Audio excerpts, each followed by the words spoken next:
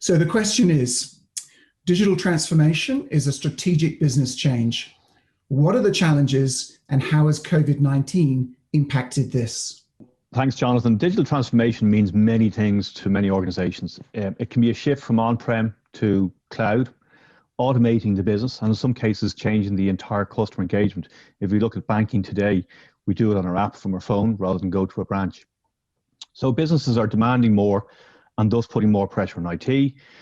The better your IT, the more profitable an organization is. So IT teams now need to deliver better services, software, faster and at a reduced cost.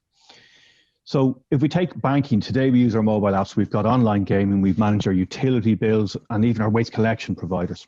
So the customer user experience is that it's got to be available 24/7, okay? I've got to have that anytime, anywhere. So delivering enhancements to those applications, as an example, can be a real challenge. And it's not an option to take the app offline. So we've witnessed in recent times what happens when poor code is released in enterprise-wide applications with some banking organizations. And with security, people think, well, it's, we just lift and shift from on-prem to the cloud. And it's like, you can't do that. It's not that simple. There are very few tools out there that can migrate from on-prem to the cloud. Simple reason, it's a different infrastructure. It's a different architecture. In many cases, you're simply migrating a problem or creating more. So what I would say is today, the decision to accelerate digital transformation and move to the cloud, that's been made, okay? It's no longer a thought process, it's been made, it's a reality. COVID-19 has acted as a catalyst for this digital transformation. Back in March, Satya Nadella of Microsoft said 2 years of digital transformation has taken place in 2 months. I'd love to get his perspective on it today. It's not a discussion, as I said, it's reality. And it's become somewhat of a free-for-all, a little bit like the Wild West in spinning up instances in the cloud. But the benefits more often outweigh the risks.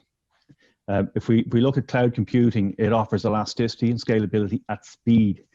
The deployment times and the ability to scale up now is in seconds or minutes, whereas historically that would have been weeks, if not months. And cloud providers make this automated infrastructure scaling really, really simple. But this means we can spin up anytime, anywhere, a cloud instance. And what about the security and the compliance side of that? So we break that down a little bit into the infrastructure, applications, and data. I wanted to step back a little bit and talk about the people working from home. So we've got the majority of workers now working from home as a result of the pandemic. And this has just accelerated the remote working concept for organizations. The kind of two barriers to that historically would have been infrastructure and trust. I'm going to say trust as in trusting the human being to go and do their work working from home. So that box is ticked. And we are now looking at the infrastructure, which had to be rolled out really quickly, and a lot of companies did a really good job of doing that. But now the security spotlight has been shone on that infrastructure.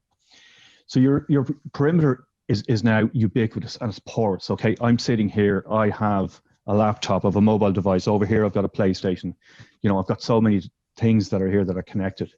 So it's not about having best of breed perimeter security. Sure, that's still important, but we've got to understand that identity is the new perimeter. So who am I? We talk about the zero trust concept. And that's about, trust nothing until you verify effectively. So we look at the who, what, where, when, why, and how. Who's coming into my network? What resources are they accessing on my network? Where are they accessing it from? Are they coming from a geography that would be normal behavior?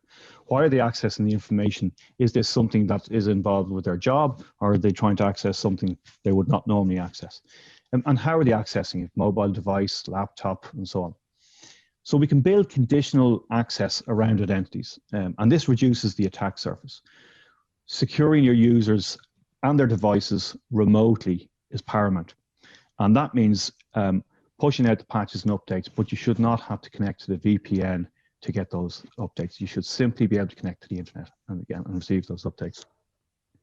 So if we take it then that our users are somewhat secured and managed, what about the cloud infrastructure that they're accessing? So changes and updates, the cloud infrastructure today are made at cloud speed, not on a scheduled basis. And it brings risk and reward. You get feature enhancement delivered really, really quickly. But organizations need to have the visibility and the security and compliance across that estate. So as a kind of as a starting point, you need to get discovery of your cloud infrastructure, and then check that against security standards and requirements, and where possible compliance, be it regulatory or internal standards. So what we have seen in recent times, and indeed if you read some of the statistics that are out there, that many organizations who are embarking or have embarked on this adopting the cloud strategy, they've got more than one public cloud provider. So they may have AWS with Azure, or Google, or Alibaba, and one of the others. So now we've got security teams that are faced with delivering the mechanism back to the business to demonstrate security, and more often not compliance, across multi-cloud. Avoiding multiple security tools, we often talk about consolidation, but avoiding multiple security and compliance tools to cover the multiple cloud estates is essential. And it's about the consolidation and keeping it simple, and it can be kept simple. With solutions that not only assess your security requirements and compliance across multi-cloud, but this assessment can be done in hours and not weeks. Being able to identify the vulnerabilities across your cloud infrastructure and remediate at the touch of a button brings a lot of comfort to security teams. I want to finish up just looking at the area of DevOps. And this is a function that is growing rapidly as more organizations embrace digital transformation. So DevOps are charged with enabling the business by supporting third-party applications and building custom applications and custom code. And their environment itself has evolved from virtual machines moving into containers to speed up the continuous integration and continuous deployment of software. That CD we often refer to. Our job in security is to safely enable them to do it. So our solutions now mean that DevOps and SecOps teams can work together, providing a secure, compliant environment for DevOps to continue that work and working at cloud speed.